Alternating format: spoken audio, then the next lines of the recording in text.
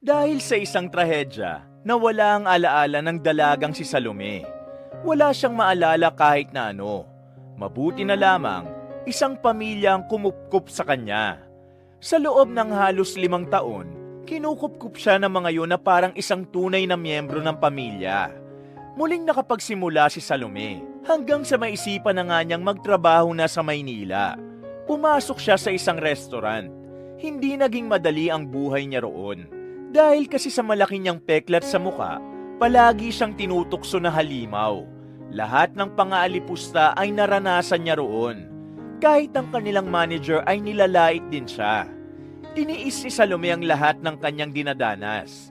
Hanggang sa dumating ang isang punto na bigla na lamang siyang mayroong naalala. Isa pala siyang bilyonaryang chef noon sa Amerika. Nawala ang kanyang alaala dahil sa eroplanong sinasakyan niya na bumagsak sa isang probinsya.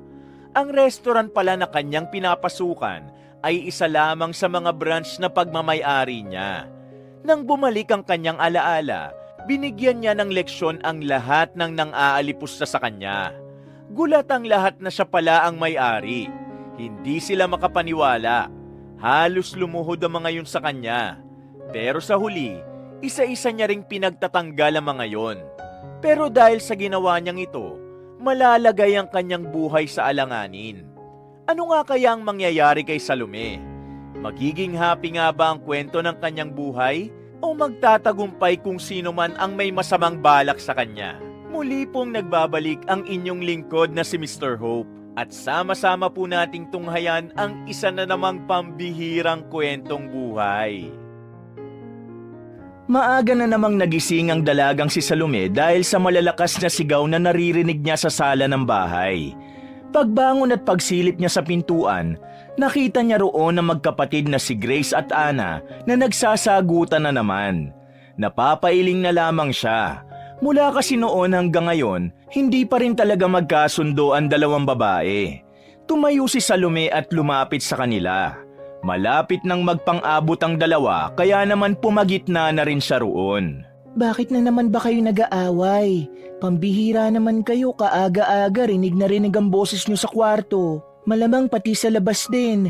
Tingnan nyo, nakatingin dito yung mga tao. Sabi ni Salome sa dalawa. Huminga naman ng malalim ang magkapatid at saka nagtaray. Wala bang magsasalita sa inyo?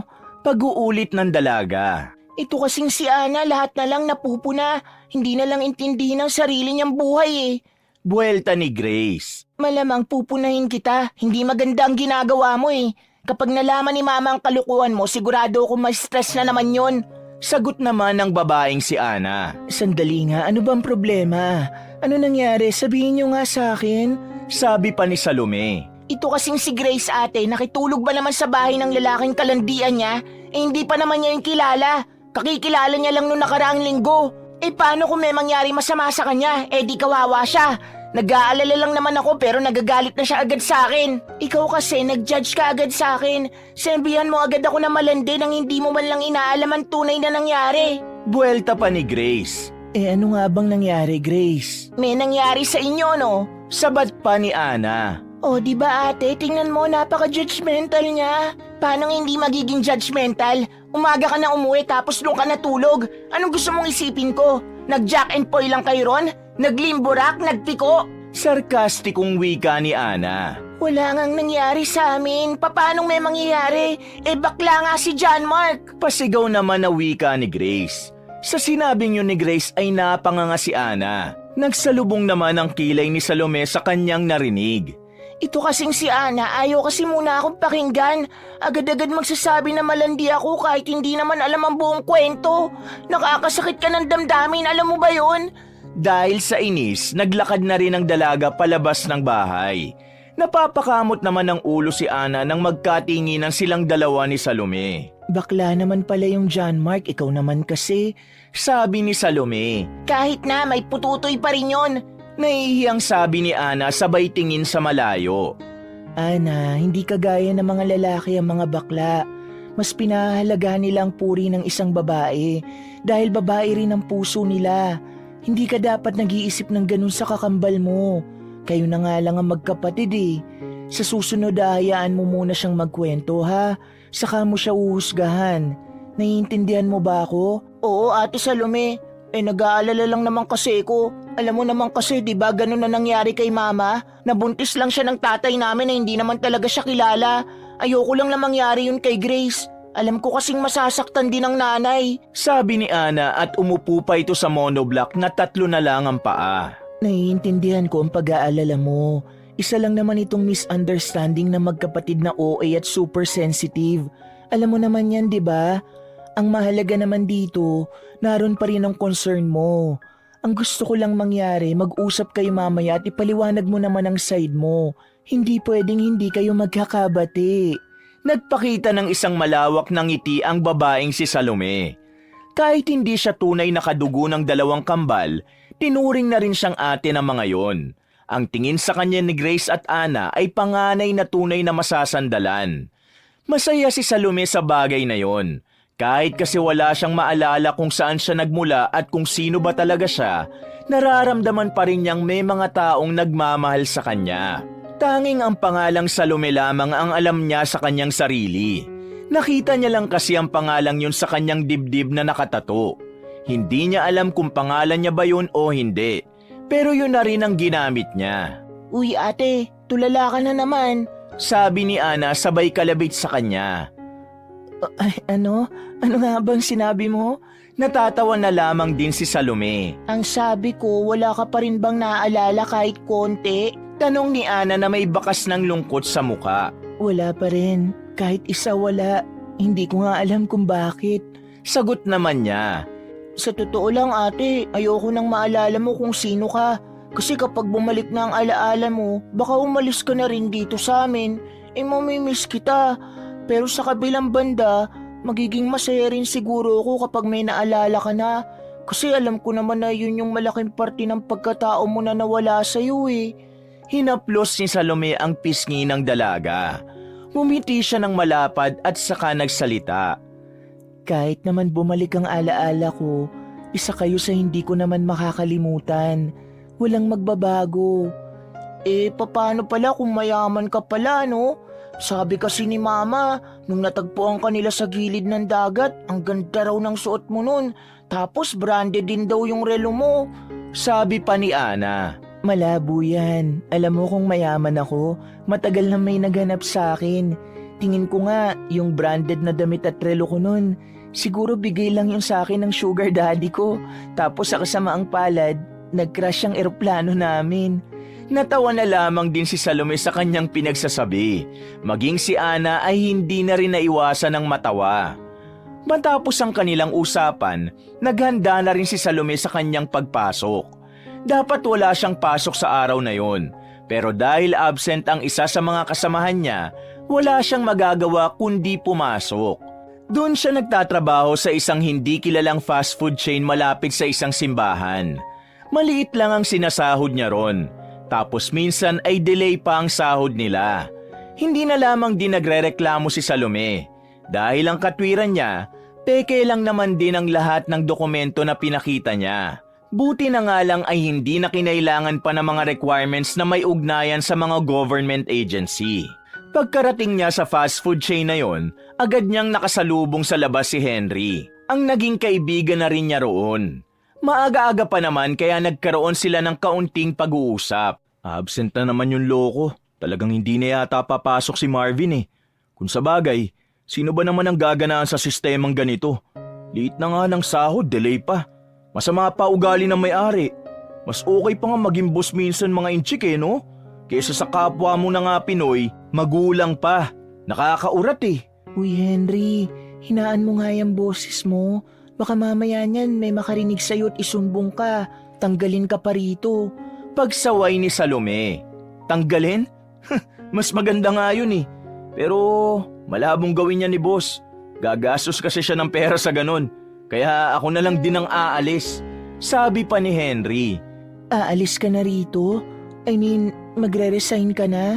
Tanong ng dalaga. Oo, kailangan ko na ng mas malaking kita. Kailangan kong suportahan ng kapatid ko nag-aaral. Wala nang trabaho ang tatay ko eh. Saan ka naman magtatrabaho? Sa Maynila. Meron akong alam na pagpapasaan ng application ko. Nirekomenda ko ng dati kong kaklase sa isang agency kung saan siya pumapasok. Gusto mo bang sumama? Malis ka na rito. Walang pag-unlad dito, Salome. Sabi pa ni Henry. Gustuhin ko man sumama sa'yo pero paano ang mga documents ko? Alam mo namang dito lang sa probinsya medyo nauuto ko ang mga employer. Dun sa Maynila, mahigpit dun. Akong bahala. Parang hindi mo naman alam kung anong kaya kong gawin. Marami akong kakilala sa Maynila. Kaya nila tayong tulungan dyan tungkol sa mga papeles mo. Naku Henry, baka naman makulong ako dyan ha. Agad na bumakas ang kaba sa mukha ng dalaga. Para sa kanya, hindi magandang ideya yun. Pero sa kabilang banda, naiisip din naman kasi niya na kailangan niya ng mas maganda talagang trabaho. Lalo pat tumatanda na rin si Aling Dina na kinikilala niyang ina. Meron naman trabaho ang kambal. Pero syempre, ayaw niyang iasa lang din ang lahat sa mga yon. Alam niya kasing may kanya-kanya rin silang pinagagastusan. Hindi ka makukulong. May tropa akong pulis sa Maynila. Kung ano man ang kailangan mo, sila nang bahala. Basta magbabayad lang tayo. Alam mo Salome, sa Maynila, walang lumalaban ng patas doon. Kung gusto mong makasabay, minsan kailangan mo ring mandaya. Sabi pa ni Henry. Hindi niya nagustuhan ang sinabi ng kaibigan. Pero napagtanto rin niya na meron nga rin talaga itong punto. Sa araw-araw na lang kasing napapanood niya sa balita, palaging laman ng balita ang mga tiwali sa Maynila. Ganun pa man, hindi niya pa rin gustong maging masamang tao. Ang gusto niya lang ay makapagtrabaho. Kaya kahit labag sa kanyang kalooban, para kay Aling Dina, susubukan niya ulit mandaya. Natapos ang kanilang pag-uusap nang napapaisip pa rin ang dalaga. Lutang ang kanyang utak habang iniisip ang mga sinabi ni Henry. Hanggang sa matapos na ang kanilang duty, yun pa rin ang gumugulo sa kanyang utak. O sige na, una na ako ha. Text mo na lang ako kapag nakapag-decide ka na. Wika ni Henry sabay sumakay na rin ito sa humintong jeep. Napapangiti na lamang din si Salome. Matagal niya ng kaibigan si Henry. Halos 4 na taon na rin. Bukod sa kambal at kay Aling Dina, isa si Henry sa nakakaalam kung anong nangyari sa kanya. Masasabi niyang espesyal ang lalaki dahil kahit kailan, hindi nito pinagkalat ang lihim ng kanyang pagkatao. Pagka-uwi niya sa kanilang bahay, agad niyang sinabi sa mag-iina ang kanyang balak. Sigurado ka na ba dyan sa gagawin mo Salome? Naku magulo sa Maynila. Hindi yan katulad dito sa probinsya na tahimik. Ang daming usok din doon at mga nagsisigawan. Ang sabi nga nila, kung gusto mong makipagsapalaran sa Maynila, kailangan mong tibayan ang loob mo dahil hindi ka papaboran ng tadhana kung ikaw ay hihina-hina. Sabi ni Aling Dina habang nasa hapagkainan sila. Oy naman ito ni Mama, hindi naman talaga literal na magulo sa Maynila. Galing ako dun last year, di ba? Wala naman ako nakita nagpapatayan. Pilosopong sagot ni Ana. Wala ka talagang sinasabing matino kapag seryoso ang usapan. Ang tinutukoy kong magulo maraming mandaraya doon. Maraming manluloko. Isa pa, mahigpit ang patakaran. Nag-aalala lang naman ako na baka mamaya mabiktima itong ate ninyo. Sabi pa ni Aling Dina at sabay uminom ng tubig. Strong ang pagkatao ni Ate Salome, malabong maloko siya. Isa pa, matalino siya. Alam niya ang gagawin niya. Sabat naman ni Grace. Ano bang papasukan mo sa Maynila kung sakali? Ani Aling Dina. Napag-usapan kasi namin ni Henry na mag-a-apply kami sa agency na kung saan ilalagay kami sa mga restaurant. Gusto ko sana ron para naman magamit ko yung talent ko sa pagluluto. Paliwanag ni Salome. Oo nga naman Ma, ang sarap kaya magluto ni Ate Salome. Feeling ko talaga dati ate, isa kang mabuting housewife. Natatawa pang wika ni Ana. Anong housewife ang sinasabi mo dyan ha? Hindi naman mukhang may anak o may asawa na itong ate ninyo. Mas mukha pa nga itong fresh kaysa sa inyong dalawang kambal. Buwelta pa ni Aling Dina sa dalawa. Naging masaya at masiglang kanilang hapunan. Kagaya ng palaging nangyayari na puno ng tawanan at biruan ng hapagkainan. Nagkabati na rin kasi sina Ana at Grace.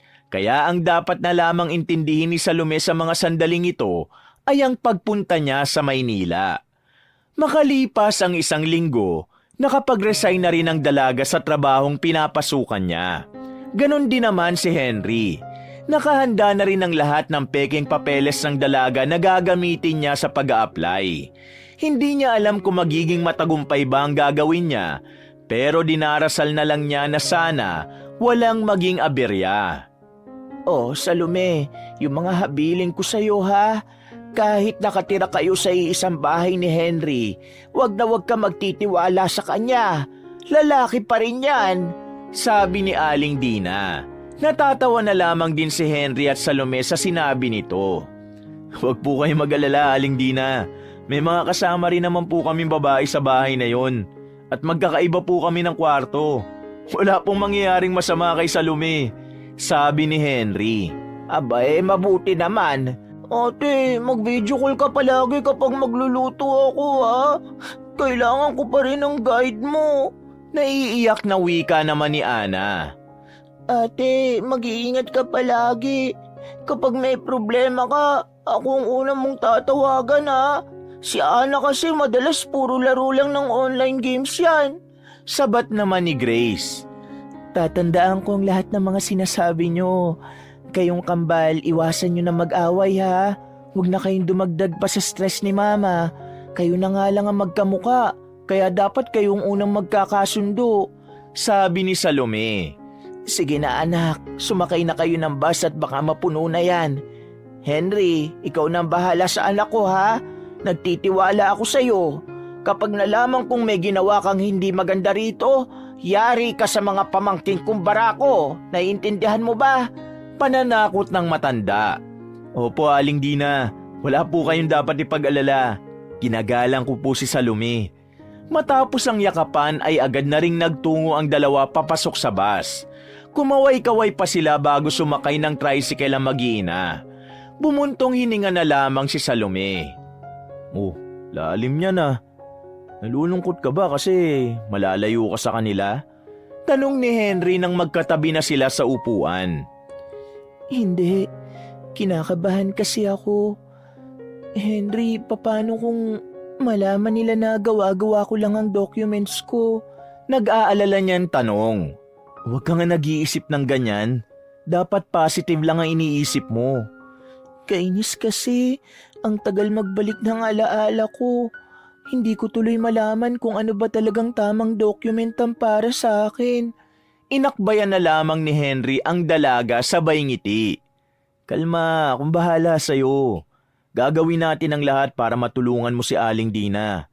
Akala mo ba hindi ko alam na kaya mo to pinapatos dahil may sakit si Aling Dina sa bituka at kailangan niya magpagamot? Paano mo naman nalaman yun, Henry? Tanong niya. Yung kaamiga ni Aling Dina, pinsan ng lola ko. Narinig ko lang naman kanina nung pumunta ako sa inyo. Doon kasi nakatira yung pinsan ng lola ko sa lugar nyo. Ang sabi, itong nanay-nanayan mo, may sakit sa bituka.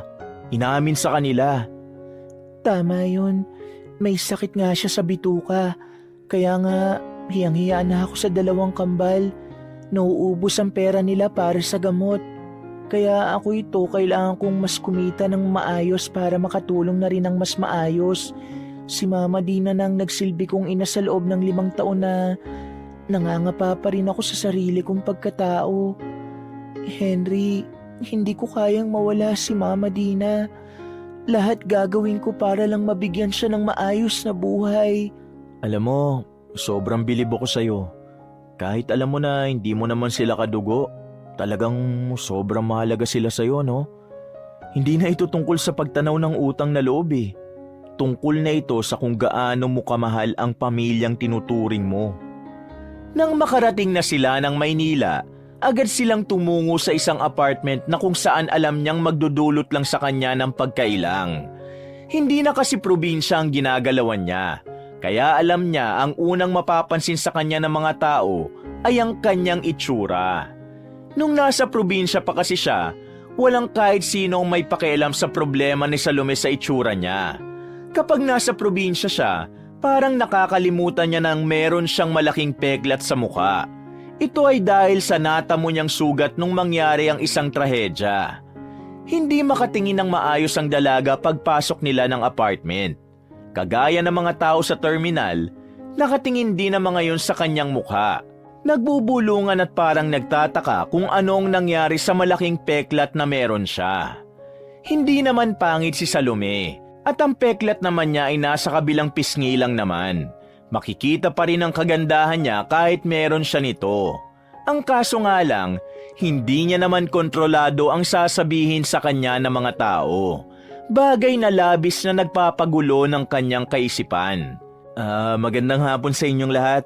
Kami yung bagong titira kasama nyo sa bahay na to. Ako sa taas, ito naman dito sa baba. Ako nga pala si Henry. Siya namang kasama ko ay si Salome. Pinakitaan pa ng malawak ng ngiti ni Henry. Ngumiti lang din sa kanila ang ibang naroon.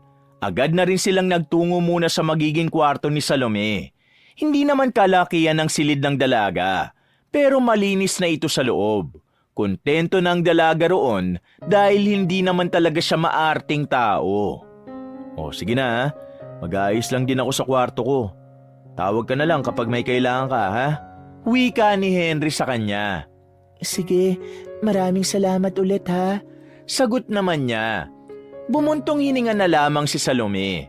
Napahiga siya sa kama at saka tumitig ng matagal sa kisame.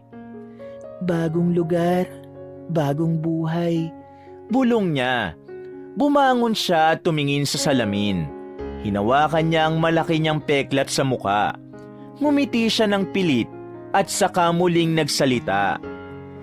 Kailangan kong tanggapin ito kasi kailangan kong mabuhay at may kailangan akong buhayin.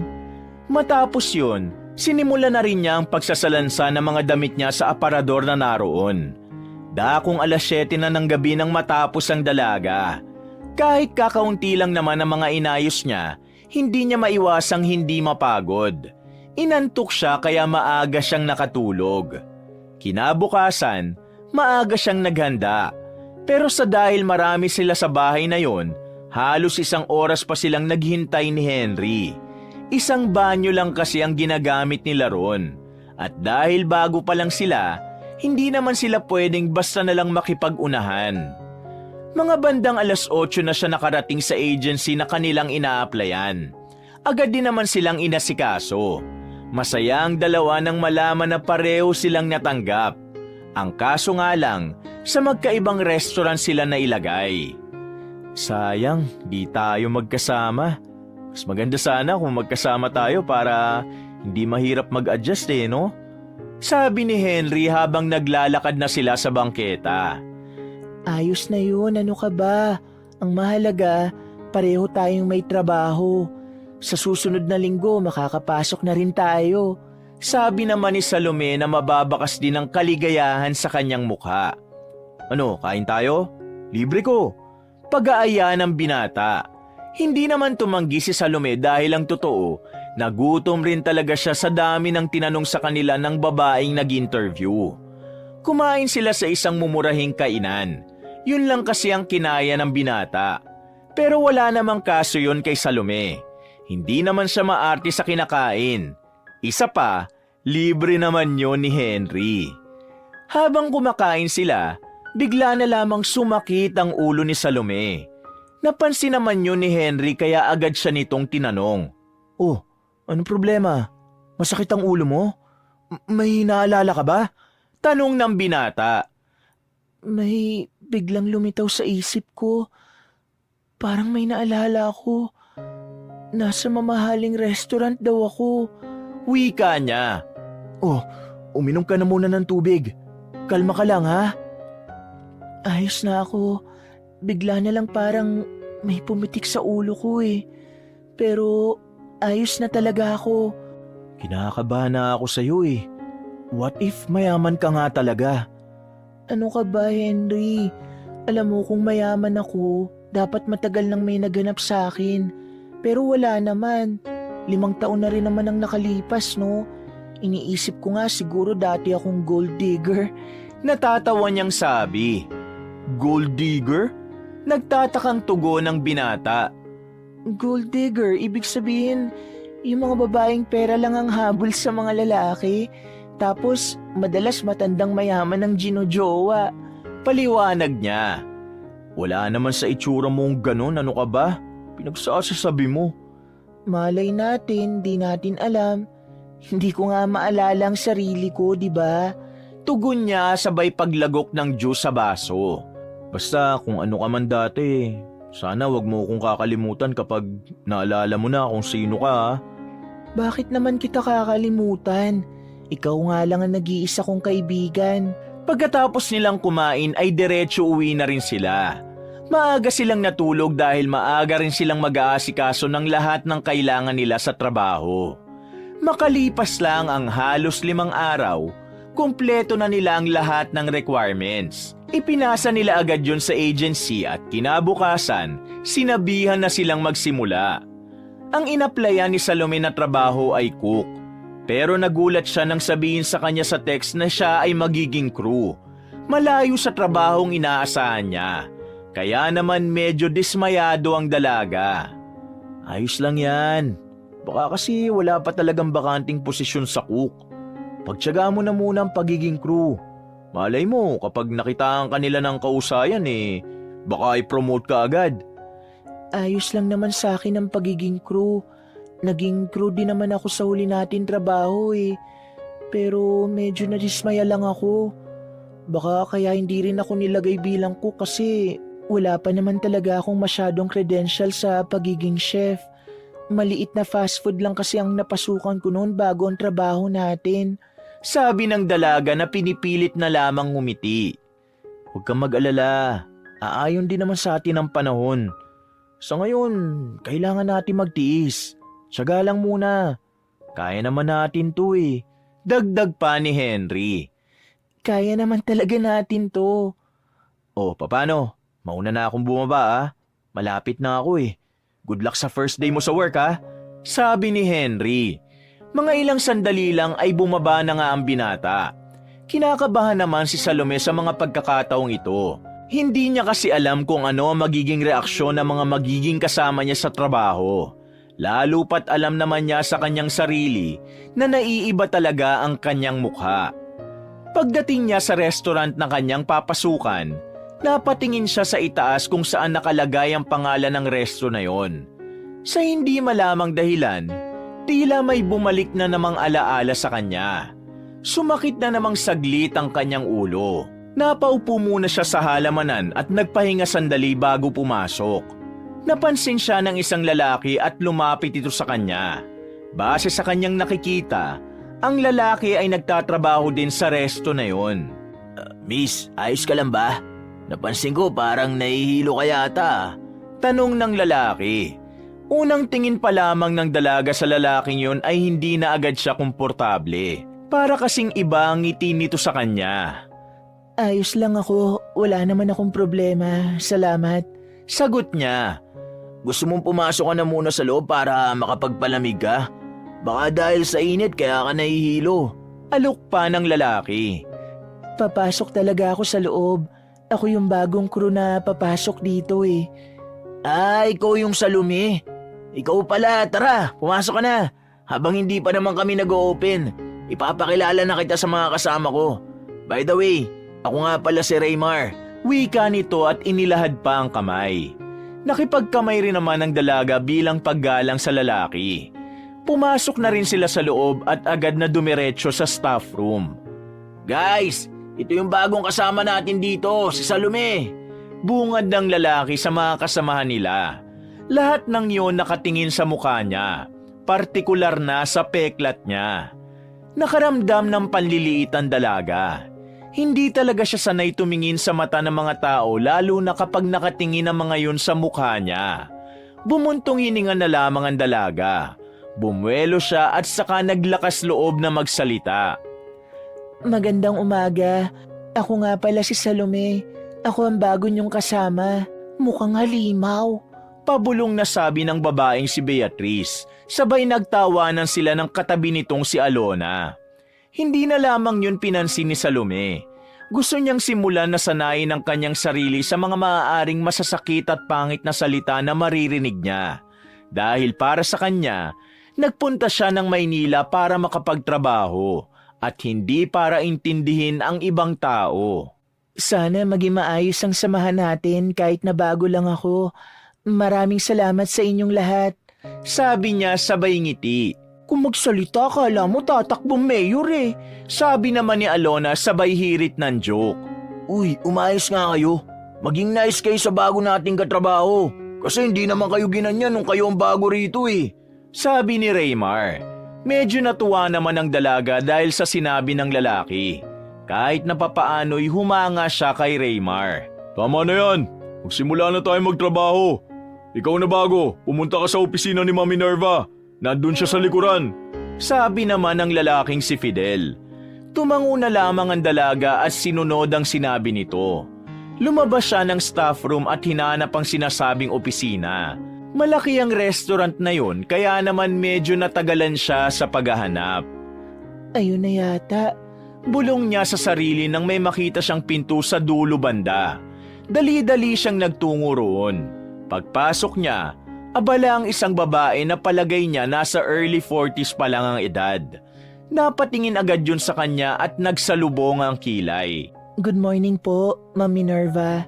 Pagbati niya, huminto naman sa sinusulat ang babae at tinignan siya mula ulo hanggang paa.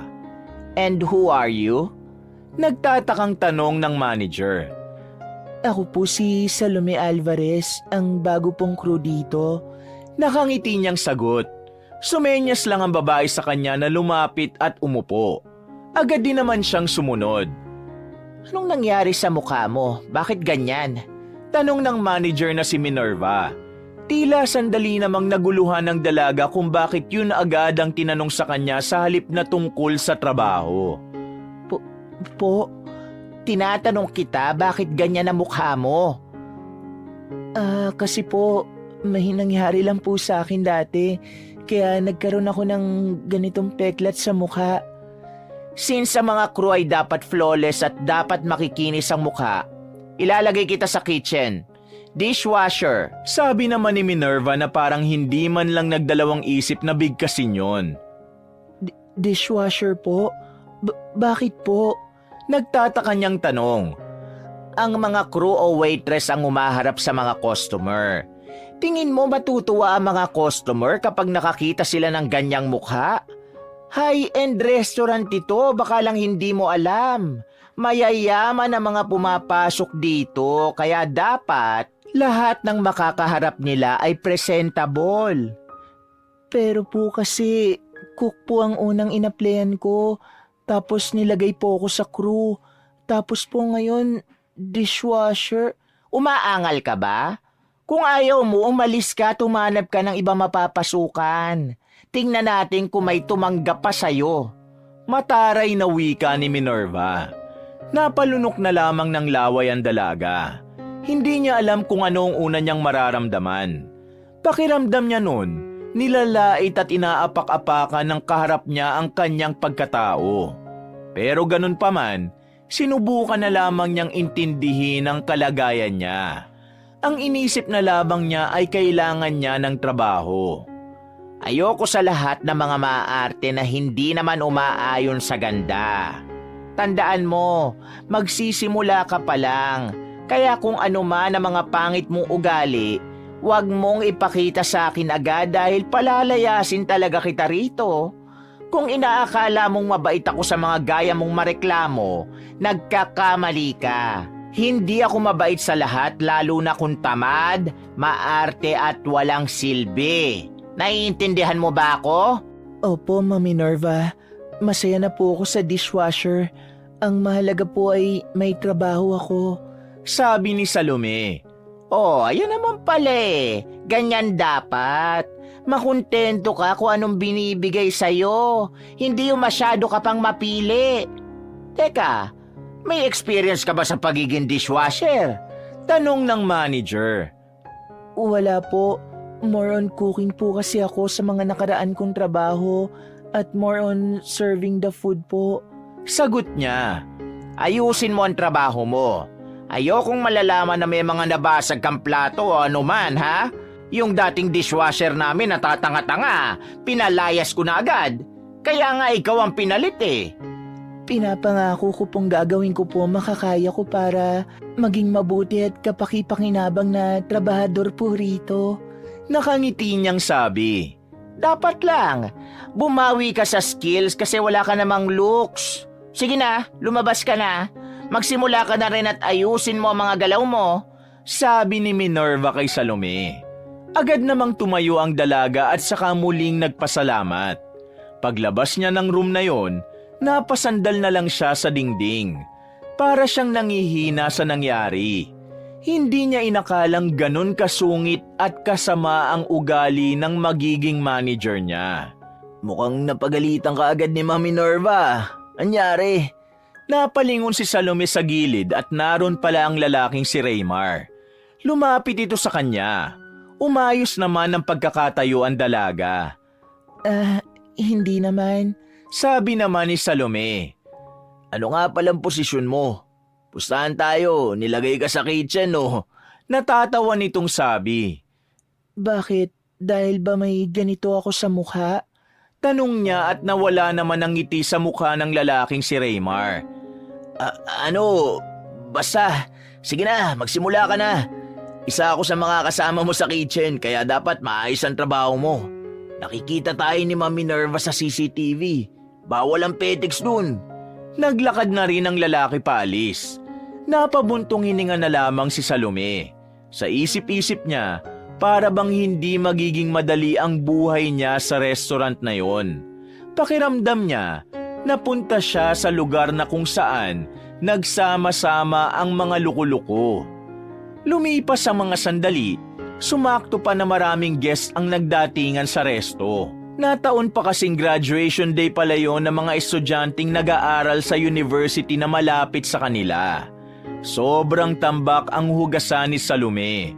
Hindi pa nga nauubos ang hinuhugasan niya, may dumadagdag pa ulit. Masakit na ang kanyang kamay kahit na halos 1 oras pa lang siyang naguhugas ng plato. Hindi na rin niya alam kung anong uunahin niyang hugasan. Maya't maya kasi ay may kalderong nilalapag sa kanya. Sa laki ng kaldero, nahihirapan siyang linisin yon. Idagdag pa na mainit ang kalderong binibigay sa kanya, kaya hindi niya talaga maiwasan ang mapaso. Kainis, parang walang katapusang hugasan to. Bulong ni Salome sa sarili. Napansin naman siya ng lalaking si Fidel na nahihirapan.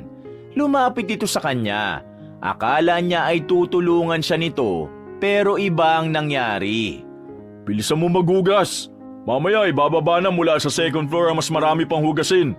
Kung babagal-bagal ka, mas matatambakan ka. Sabi nito sa kanya. Sa inis ng dalaga ay nasagot niya ito. Binibilisan ko na nga, ano bang ginagawa ko? Sinasabihan lang kita. Kasi yung bilis na sinasabi mo para sa akin na dumaan din dyan at matagal na rito. Sobrang bagal pa niyan. Bahala ka sa buhay mo, matatambakan ka dyan. Baka kami nakauwi na, ikaw naguhugas pa rin. May halo na ring inis ang sabi ni Fidel. Iniwan siya nito roon at tinapunan pa siya sandali ng masamang tingin. Napailing na lamang ang dalaga. Palagay niya, wala talaga siyang matinong katrabaho doon. Sobrang layo sa trabahong inalisan nila ni Henry. Doon, kahit na maliit at delay ang sahod, lahat ng nakakasama ng dalaga ay mababait. Hindi pinapansin ang malaking peklat niya sa mukha at tinuturing lang siyang normal. Tinuon na lamang ng dalaga ang atensyon niya sa kanyang paghuhugas. Tinitiis na lamang niyang pananakit ng kanyang kamay. Lagi niya lang iniisip na masasanay rin siya sa sistema at kailangan niya ang trabahong ito. Makalipas pa ang ilang oras, nangyari nga ang sinasabi sa kanya ni Fidel. Dumating na ang maraming hugasin mula sa ikalawang palapag. Halos malula ang dalaga. Wala nang mapaglagyan sa pwesto niya kaya mas kailangan niyang bilisan. Sa pagmamadali niya, nakabasag na siya ng 1 plato. Lahat ay napatingin sa kanya. Ang 2 dalaga na sina Beatrice at Alona tumawa pa. Alam kasi ng mga ito na malalagay sa alanganin ang trabaho ni Salome dahil doon.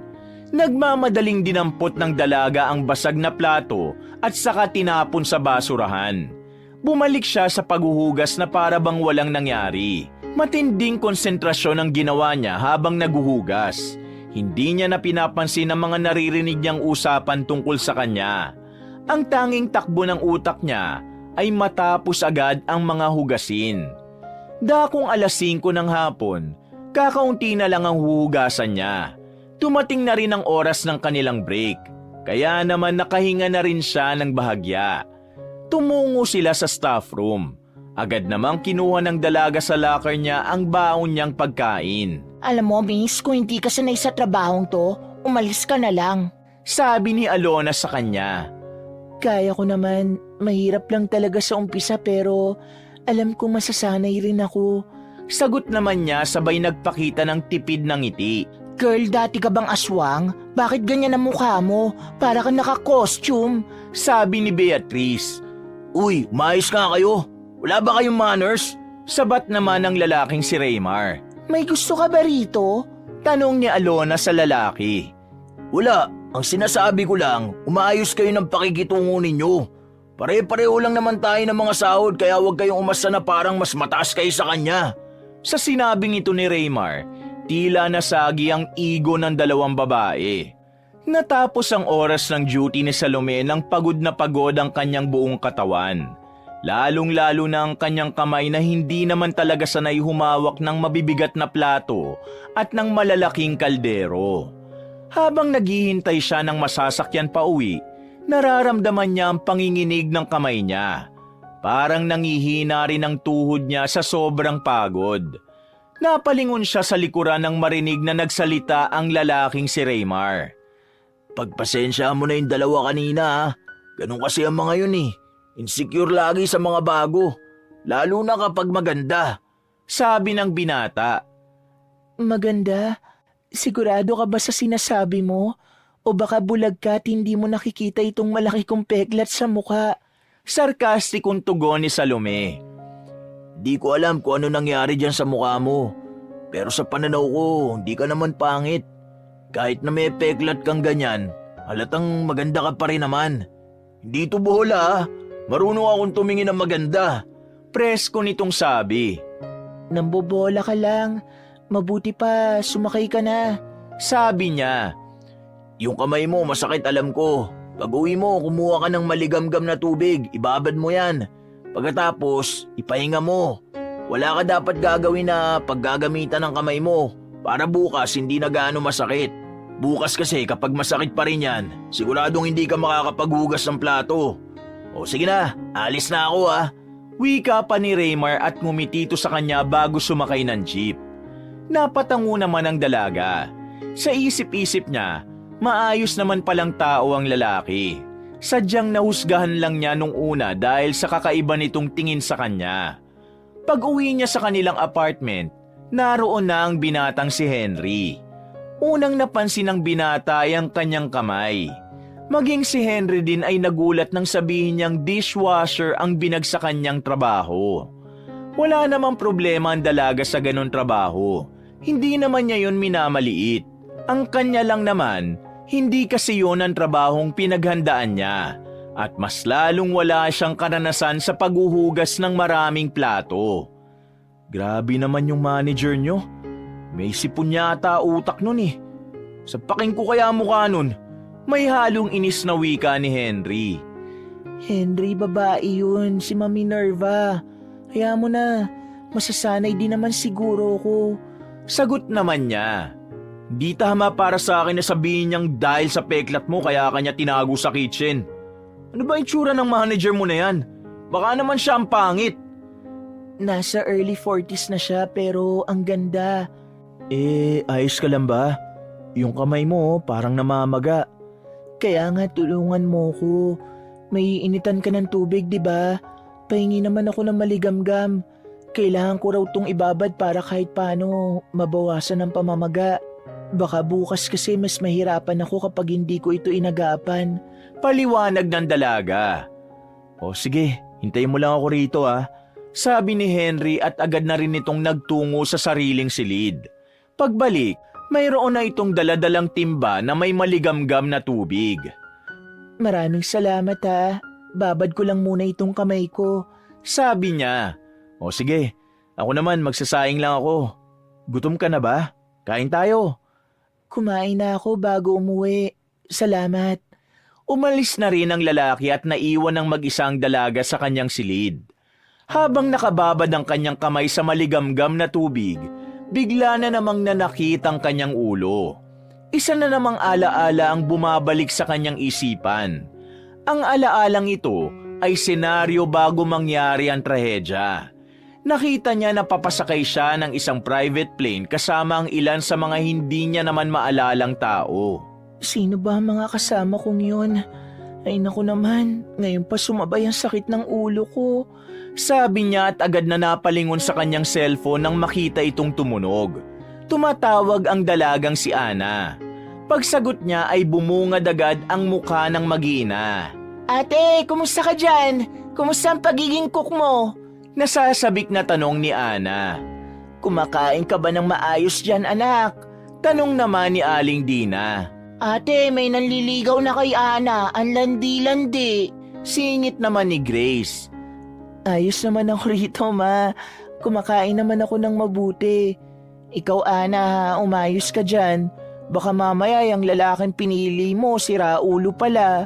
Sabi niya sabay tawa. Nanliligaw pa lang naman sa akin, ate. At saka wala naman akong balak na sagutin. Nagpapalibre lang ako ng kape. Ikaw, Ana, hindi magandang ugali yan, ha? Nang gagamit ka ng tao may sarili ka naman trabaho para makabili ng kape. Sabi ni Aling Dina at muli na naman silang natawa. Mahaba ang naging kwentuhan nilang apat. Masaya si Salome dahil kahit na papaano, nababawasan ang bigat ng kanyang kalooban. Hindi na lamang din niya binanggit ang tungkol sa kanyang trabaho. Kaya ang pagkakaalam na mag-iina ay pagiging cook nga talaga ang kanyang napasukan. Matapos ang usapan na yon ay naramdaman ni Salomeng nababawasan na ang pananakit ng kanyang kamay. Naging maayos naman ang kanyang pagtulog ng gabing yon. Pero kinabukasan, isang pagsubok na naman ang kanyang haharapin.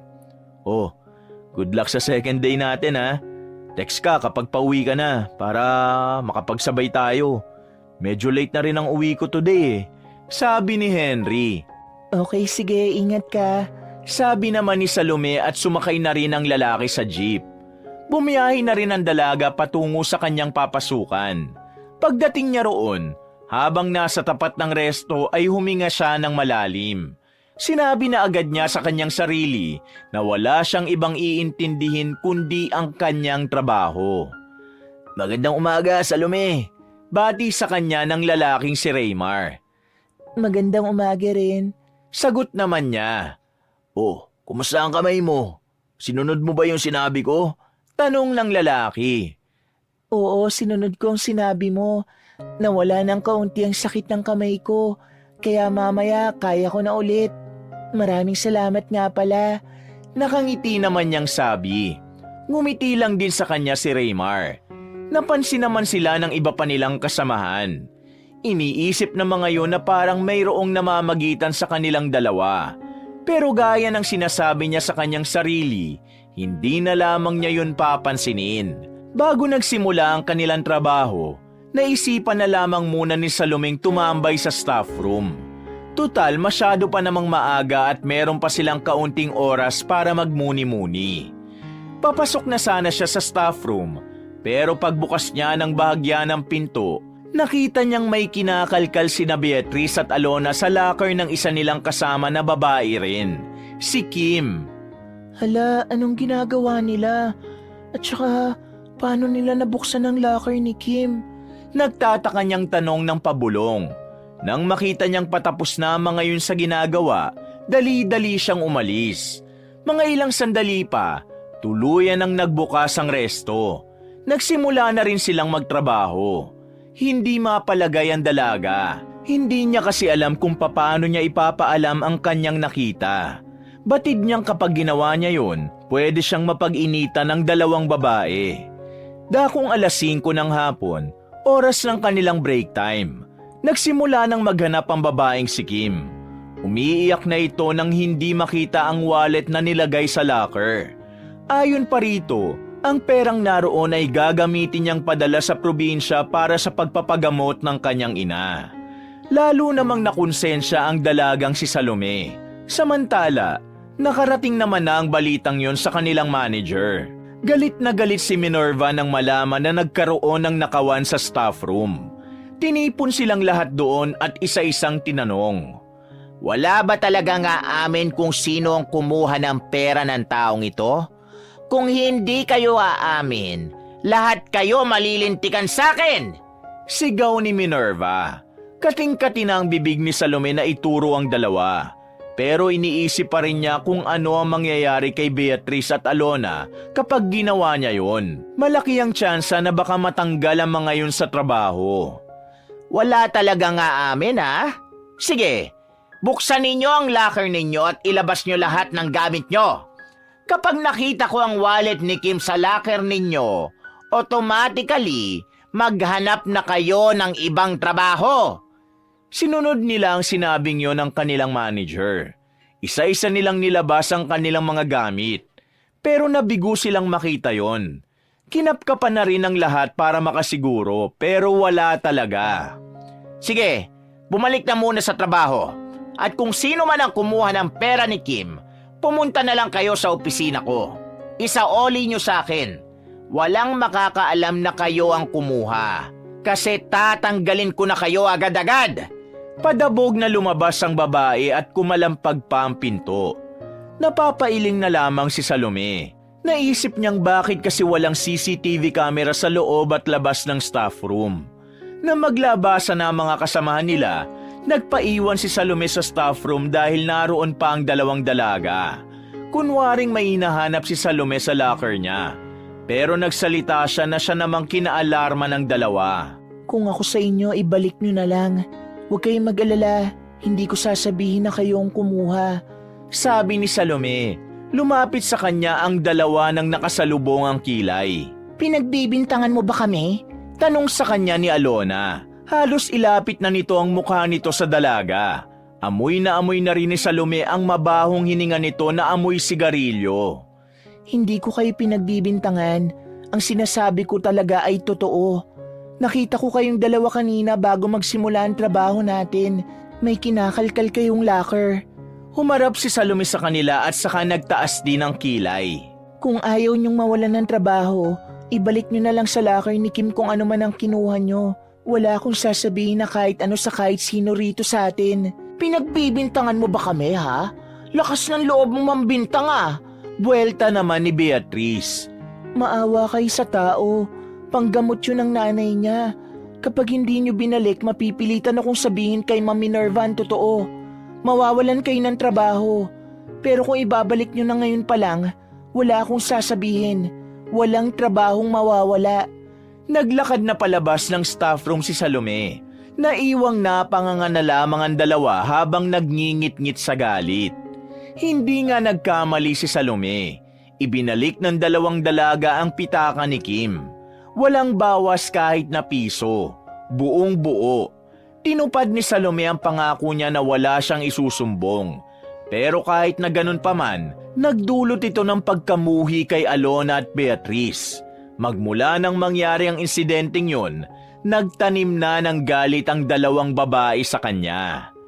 Makalipas ang maraming araw, nasanay na rin si Salome sa trabaho niya. Unti-unti na siyang bumibilis. Nakukuha niya na ang tamang paraan ng paghuhugas ng mga plato. Pero sa kabila ng pagiging maayos ng kanyang performance, unti-unti namang nasisira ang kanyang mental health dahil sa kanyang mga katrabaho. Numero 1 na nga rito ang mga dalagang sina Beatrice at Alona. Halos araw-araw na kasi siyang binubwisit ng mga yon. Lagi siyang pinapahiya, nilalait at sinisiraan sa manager nila at kung ano-ano pang hindi magagandang gawain laban sa kanya. Kung minsan, naiiyak na lamang si Salome sa ginagawa ng mga yon. Pero kahit na kailan, hindi niya naisip na gantihan ang mga yon. Isang hapon, habang nasa break si Salome, bigla na lamang siyang tinapunan ng tubig ni Alona sa dibdib. Nagulat si Salome. Napatayo agad siya habang kumakain. Ay, sorry, hindi ko sinasadya. Nadulas kasi ko. Ito kasi si Raymar paharang-harang eh. Sabi pa ng dalagang si Alona. Ano ka ba? Umayos ka nga. Maglalakad ka na nga lang, tatanga-tanga ka pa. Tignan mo, natapunan mo si Salome. Sabi ni Raymar na mahalata ang inis sa kanyang boses. Bakit mo ba pinagtatanggol ang babaeng yan? Syota ka ba niya? Hindi naman ah. Huwag kang feeling guardian angel kung wala ka namang papel sa buhay niya. Nang aasar pa nitong sabi, bigla ring dumating ang babaeng si Beatrice at nakisawsaw na rin sa gulo. Sigurado ka ba na gusto mo ang mukhang halimaw na yan? Hindi ka ba nandidiri sa mukha niyan? Natatawa pang tanong ni Beatrice. Alam niyo problema sa inyo? Matitino nga ang mukha ninyo pero ang mga ugali niyo puro naman kabulukan. Sobrang nakakadiri. Tama na, Raymar. Magpapalit na lang ako ng damit. Sabi naman ni Salome. Nagmamadali itong kumuha ng damit sa kanyang locker at nagtungo sa restroom. Bumuntong hininga na lamang si Salome habang nakaharap sa salamin. Pinunasan niya ang nangingilid niyang luha at ngumiti siya ng pilit.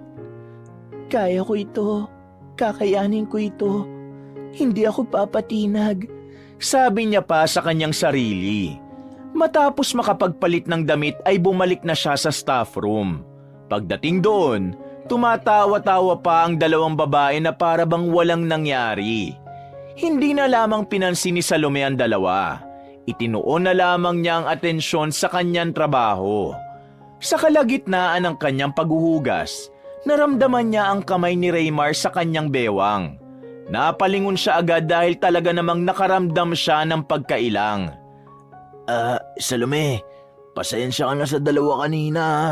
Huwag mo na lang sigurong pansinin. Basta habang nandito ako, hindi kita pababayaan. Sabi ng lalaki. Maraming salamat, pero yung kamay mo... Sabi ni Salome at agad namang tinanggal ng binata ang kamay niya sa bewang ng dalaga. Ay, sorry. Basta huwag ka matakot sa kanila. Nandito lang ako. Huwag mo istorboy niyan, nagtatrabaho. Sabi naman ng lalaking si Fidel. Umalis na rin si Raymar. Binilisan na lamang ni Salome ang paghuhugas ng plato. At dahil wala namang gaanong guest nung gabing yon, maagang natapos ang dalaga. Pinalipas na lamang niya ang mga oras habang nasa loob siya ng staff room. Lumapit na naman sa kanya ang lalaking si Raymar. Masigla itong tumabi sa kanya. Salome, pwede ba kitang yayain sa birthday ko? Next week na yun. Sana makapunta ka. Sabi nito sa kanya. Alam mo kasi, hindi naman ako mahilig magpunta sa mga ganyan. Kaya, sorry. Sagot ng dalaga. Sige na, Salome. Wala rin naman kasi akong ibang kaibigan eh. I mean, meron pero kasi lahat sila nasa ibang bansa na. Kung pupunta ka, magiging masaya ako kasi may sigurado ng a-attend ng birthday ko. Huwag ka mag-alala. Naroon naman ang mga kapatid kong babae. Pag-iisipan ko, bukas ko na lang sasagutin kung papayag ako. Ayos! Aasahan kong pagpayag mo ha. Sige na, balik na ako sa labas. Sabi naman ni Raymar at dali-dali na itong umalis. Napasandal na lamang din si Salome sa dingding at bumuntong hininga. Sa totoo lang, gusto niya nang umalis sa trabahong yon. Pagod na siyang intindihin ang ginagawa ni na Beatrice at Alona. Pakiramdam niya, anumang oras ay papatol na siya sa mga yon. Pero dahil kailangan niya ng trabaho at pera, hindi niya magawang bumitiw. Lalo pat mag-aambaga na sila ng dalawang kambal sa pagpapa-opera ni Aling Dina. Natapos ang sandaling yon, uwian na rin nila. Hindi na hinintay pa ni Salome ang binatang si Raymar dahil ayaw na muna niya ng kausap. Sumakay siya agad ng jeep. Pinauna na rin niyang umuwi ang lalaking si Henry. Pag-uwi niya, naroon na pala ang binata. Nakita agad ng lalaki ang kakaibang lungkot sa mata niya. Bakit ba kasi hindi ka magsumbong sa manager niyo? Para matanggal na sila.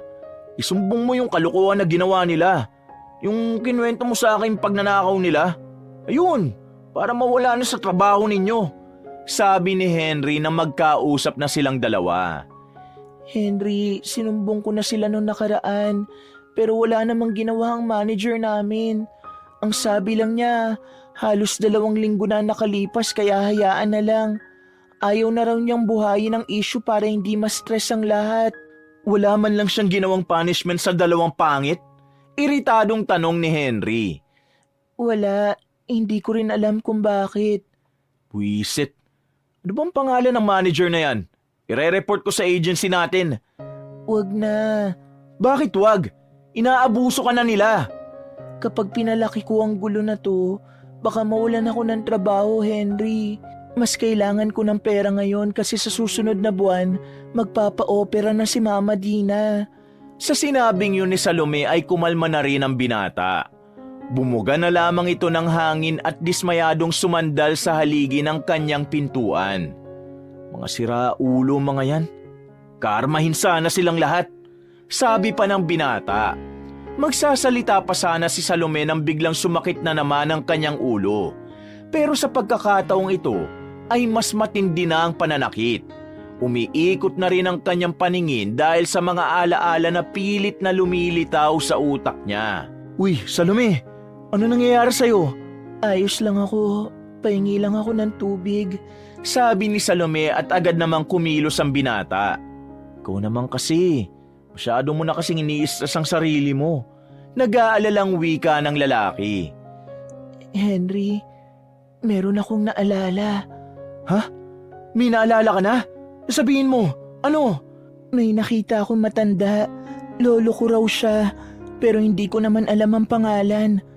Pero kung sakaling makikita mo siya, makikilala mo ba? Tanong ni Henry na sobrang naging interesado sa sinasabi ng dalaga. Oo, kaya ko siyang maalala. Natatandaan ko na ang mukha niya. Salome, unti-unti nang bumabalik ang alaala mo. Pero wag mong pipilitin ha. Baka mamaya makasama sa'yo. Sabi ni Henry at tinapik pa nito sa balikat ang babae. Matapos ang pag-uusap na yon ay nagpahinga na rin ang dalaga. Nakatingin lamang siya sa kisame habang nag-iisip ng kung ano-ano. Kinakabahan siya na may halong pananabik. Pakiramdam niya, anumang oras ay malalaman na niya kung sino ba talaga siya at kung saan ba talaga siya nanggaling. Kinabukasan, dahil day off niya ay tinawagan niya ang kambal. Pinaalam niya kung ano ang mga naalala niya. Umiyak-iyak pa si Ana dahil iniisip nito na baka makalimutan na sila ni Salome sa oras na tuluyan ng magbalik ang alaala nito. Ang OA mo talaga, hindi naman porke makakaalala na si Ate Salome, mabubura naman ang mga alaala niya ngayon. Baliw ka talaga, ang OA mo. Sabi ni Grace habang magkakausap sila sa video call. Tama si Grace, malabong makalimutan ko kayo. Kayo kaya ang pamilya ko. Sagot naman niya. Gumaan ang pakiramdam ng dalaga dahil nakausap niya ang tinuturing niyang mga kapatid. Kahit na papaano, nadagdagan ang lakas ng loob niya para pumasok sa trabaho. 2 araw ang nakalipas, mas napapadalas na ang pagsakit ng ulo ng dalaga. Pero nawawala din naman agad kapag may naaalala na siyang mga detalye ng nakaraan. Hindi pa malinaw sa kanya ang maraming bagay. Pero isa lang ang nasisiguro niya. Unti-unti nang nagkakaroon ng linaw sa kanya ang ilang parte ng kanyang pagkatao. So, dati ka pala talagang nagluluto? Baka yun naman talaga ang trabaho mo kaya ka masarap magluto ng kung ano-ano. Wika ni Henry nang magkasabay sila sa pagpasok habang nasa biyahe. Hindi ko alam. Basta yung naalala ko, nasa magandang kusina ako habang nagluluto. Hindi ko alam kung bahay ba namin yun o sa pinagtatrabahuhan ko yun. O baka mamaya, bahay yun ng sugar daddy ko. Alam mo, masaya ako kasi unti-unti mo nang naaalala yung mga importanteng bagay tungkol sa'yo. Sa totoo lang, gusto ko na rin malaman kung sino ka. Baka sakaling makaalis ka na rin sa malaimpyernong working place mo. Mararamdaman ang pagkainis sa tinig ng binatang si Henry. Nung nakaraan pa kasi ito nababa na sa mga katrabaho ng dalaga. Hayaan mo na nga mga yun. Kapag natapos naman na ang kontrata ko sa kanila, aalis naman na ako ron. Sabi ni Salome. Ang tagal pa. 5 buwan pa ang bibilangin. Magtitiis ka pa ng 5 buwan sa mga ugali nilang mas basura pa sa basura. Basta Salome, wag na wag kang maglilihim tungkol sa ginagawa nila sa'yo ha. Kaibigan mo ko. Kung hindi mo kayang sabihin sa pamilya mo, sabihin mo na lang sa akin.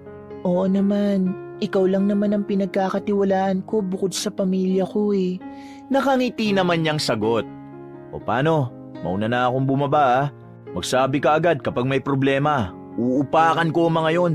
Nakipag-appear pa ang binata kay Salome at dali-dali na ring bumaba ng jeep. Bumuntong hininga na lamang si Salome. Nakukonsensya siya sa pagsisinungaling kay Henry. Ang katunayan kasi, mas marami na siyang dinadanas na hindi maganda sa trabaho. Pero kakaunti lang ang sinasabi nito sa kanyang kaibigan. Nang makarating na siya sa kanilang trabaho, gaya ng lagi nangyayari, kahit ang gwardya sa entrance ay ginagawa ring katatawanan ng kanyang mukha. Ngumingiti na lamang siya ng pilit kahit na ang totoo, hindi na rin niya nagugustuhan ang trato ng mga nasa restaurant. Uy, ang ganda mo ngayon ah, blooming. In love ka ba? Tanong ng lalaking si Raymar sa kanya nang makasalubong siya nito sa hallway. Ha? Blooming sinasabi mo? Tanging sagot niya at saka dumiretso na lamang sa staff room. Sinundan pa rin siya ng binata hanggang doon. Ano? Papayag ka na bang sumama sa birthday party ko? Nakangiting tanong ng binata. Oo, pero saglit lang ha. Hindi ako pwedeng magtagal kasi madaling sumakit ang ulo ko kapag nagpupuyat. Sagot ng dalaga. Halos mapalundag naman sa tuwa si Raymar nung mga sandaling yon. Pinagtitinginan na sila ng iba nilang kasamahan. Ayos, maraming salamat. Magiging memorable na rin ang birthday ko, sabi ni Raymar. Naglakad na rin ito paalis. Agad namang lumapit sa kanya ang dalawang dalaga, sina Beatrice at Alona. Hindi na sana niya yun papansinin pero humarang ito sa dadaanan niya. Ano na naman bang problema ninyo? Tanong ni Salome. Wala naman kaming problema. Gusto lang talaga namin pagmasdan ng mukha mong nakakasawang tingnan, sabi ni Alona. Alam mo, kung di ka lang sana nagbida-bida nun, may pang-ticket na sana kami ng concert nito ni Alona eh. Pero kasi umepal ka. Akala mo ba takot kaming masumbong mo kay Ma'am Minerva? Alam namin na wala siyang pakialam sa issue na yon kasi kupas na. Kaya kami, malaya kaming makakaganti sa'yo. Wika naman ni Beatrice. Wala akong kasalanan sa inyo. Ginawa ko lang kung anong tingin ko ay tama. Kukuha kayo ng pera ng isang taong naghirap para lang kitain yon. Wala kayong pakialam kahit na alam niyong gagamitin niyo sa gamot ng ina ni Kim. Ganyan ba talaga kayo kawalang puso? Buwelta naman ng dalaga. Wala ka ng pakialam kung may puso kami o wala. Ang intindihin mo, magandang mukha kasi yun ang wala ka. Natatawa pang sabi ni Alona. Ayos na sa akin ang ganitong mukha kasi ang mukha pwede pang ipaayos. Pero ang bulok na ugali, mukhang hindi na. Aba, natututo ka na rin palang sumagot ngayon ah. Bakit? Sino ba pinagmamalaki mo? Si Raymar na boyfriend mo? Para sabihin ko sa'yo, mag-ex kaming dalawa at pinagsawaan ko na siya. Ang totoo nga niyan, ang liit nga lang ng ano niya eh. Sabi pa ni Beatrice at napailing naman si Salome sa kanyang mga narinig. Hindi ko boyfriend si Raymar. Walang kahit na anong namamagitan sa amin. Kayo lang naman na nagbibigay palagi ng mali siya sa mga maliliit na bagay eh. Diyan na nga kayo. Kailangan ko na magtrabaho. Kinakausap ka pa namin, wag kang bastos. Hinila ni Alona ang buhok ni Salome. Nakikita sila ng iba nilang kasamahan. Pero mga wala namang pakialam ang mga yon. Nakatingin lang at ang iba ay patawa-tawa. Ano ba, hindi ko naman kayo inaano ah. Pasigaw ding sabi ni Salome. Mula nang dumating ka rito, palagi na lang nasisira ang bawat araw namin. Ang mabuti pa, umalis ka na sa trabahong to dahil walang puwang dito ang mga mukhang halimaw na gaya mo. Tinulak ni Beatrice si Salome at tumama pa ang dalaga sa locker. Sakto namang dumating ang lalaking si Fidel at agad naman itong lumapit sa kanila. Ano sa tingin niyong ginagawa niyo? Tanong ng binata. Wala naman, dumulos lang ang kamay ko at hindi ko sinasadyang maitulak siya. Sarkastikong sabi ni Beatrice. Pwede bang tigilan niyo ng panggugulo niyo? Wala namang ginagawa sa inyo yung tao, kayo talaga. Kahit na kailan ganyan kayo sa mga bago. Sabi ni Fidel. Bakit ba nakikialam ka? Bakit? May gusto ka rin ba sa babaeng to? Kaya mo bang halikan na mapeklat niyang mukha? Tumawa naman ng malakas si Alona na para bang mababaliw na. Sige na, Salome. Pumunta ka na sa station mo. Maraming salamat, Fidel. Dali-daling lumabas ang dalaga. Kahit na mukha lang siyang kalmado, ang totoo ay natroma na siya sa ginawang pananakit sa kanya ng dalawa. Napagtanto niya na habang tumatagal, palala na ng palala ang ugali ni na Beatriz at Alona. Balisa siyang nagsimula sa kanyang trabaho. Muntikan na naman siyang makabasag ng pinggan dahil sa pagiging lutang niya. Buti na lamang ay naroon si Raymar para paalalahanan siyang umayos sa ginagawa niya. Dakong 5:00 ng hapon, oras ng break time. Nakatulala lang ang dalaga sa kinauupuan niya. Kumakain siya pero nasa malayo naman ang kanyang isipan. Hanggang sa, aray, bigla na lamang sumakit ang kanyang ulo. Isang alaala na naman ang lumitaw sa kanyang isipan. Naalala niyang may mga taong tumatawag sa kanyang ma'am. Mga mistiso. Parang mga foreigner ang mga yon. Uy, ayos ka lang ba? Masakit ba ang ulo mo? Tanong ni Raymar nang mapansin siya nito. Nahihilo ko. Sagot niya. Tara, dadali na kita sa klinik. Inalalayan siya ni Raymar na makatayo. Kahit na medyo nailang siya sa pagkakahawak ng lalaki sa bandang puwetan niya, ay hindi niya na yun pinansin pa. Ang mahalaga sa kanya sa oras na yun ay makahiga at makapagpahinga. Mga ilang sandali lang ay nadala na rin siya sa klinik. Nakapagpahinga siya roon ng maayos. May kalahating oras pa naman ang break time niya, kaya sasamantalahin na yun ng dalaga. Maraming salamat. Ayos na ako. Ihiga lang muna siguro ako rito. Sabi ni Salome. Sigurado ka ba? Oo, Raymar. Maraming salamat. Basta kapag may kailangan ka, tawagin mo lang ako ha. Hinawakan pa ng binata ang kanyang kamay. Bagay na nagdulot na naman ng pagkailang para sa kanya. Bumuntong hininga na lamang ang dalaga. Pakiramdam niya, hindi niya kakayaning umuwi. Dahil kahit na nawala na ang pagkahilo niya, bigla namang sumama ang kanyang pakiramdam. Palagay niya dahil na rin yon sa pagod at pasma. Ang dami na naman kasing pinapahugas sa kanya. At ang iba pa ay maiinit na kaldero. Tiningnan niya ang kanyang kamay. Magaspang na ang dating malambot at makinis na palad. Pero kahit na kailan ay hindi naman siya nagsisisi. Masaya siyang ginagawa ang mahirap na trabahong yon dahil para naman yon sa tinuturing niyang ina, si Aling Dina. Dahil masama ang pakiramdam ng dalaga, tinawagan niya si Henry para magsundo sa kanya. Mabuti na lang din ay maaga ang uwi ng binata. Oh, dahan-dahan lang, sabi ni Henry habang inaalalayan siyang maglakad habang nasa bangketa sila patungo sa sakayan ng jeep. Kaya ko namang maglakad. Hindi naman ako nalumpo. Ano ka ba? Natatawa namang wika ni Salome. Kahit pa, ikaw naman kasi. Masyado mo na yatang inaabuso ang katawan mo. Nagpupuyat ka pa ba pagkagaling sa trabaho? Hindi Bagsak na agad ang katawan ko pag uwi Baka naman may kinalaman yan sa pagsakit ng ulo mo. Hindi naman siguro, Henry. Siguro napasma lang ako kanina. Sabi niya at tumigil na rin sila kung saan may humihintong jeep. Ang bigat naman kasi ng trabaho mo Naiinitan ka tapos nababasa ka ng tubig. Pero teka nga, sino ba yung lalaki madaldal kanina? Bida-bida Boyfriend mo ba yun? Tanong ni Henry. Salubong ang kilay nito kaya alam ni Salome na iritado si Henry. Hindi ko boyfriend yun. Makulit lang talaga. Tsaka siya lang kasi ang nakakausap ko na maayos sa trabaho. Walang namamagitan sa amin. Sagot ng dalaga. Talaga? Oo nga, wala nga. Bakit ba ayaw mo pang maniwala? Mabuti naman kung ganon. Sabi ng binata sabay tingin sa malayo. Mabuti kung ganon? I mean, wala kasi akong tiwala sa lalaking yun. Mukha pa lang niya parang meron ng tinatago Basta, mabigat ang pakiramdam ko sa kanya. Huwag kang magtitiwala sa taong yun Ito naman, ang judgmental mo sa tao. Siya kaya yung tumutulong sa akin kapag inaapi-api ako ng 2 bruha. Depensa naman ng dalaga. Kahit pa, dapat maging maingat ka pa rin. Oh, ayun na yung jeep. Halika na, aalalayan na kita. Sabay nang umakyat ng jeep ang dalawa. Mabilis ang biyahe nila dahil hindi naman mabigat ang daloy ng traffic.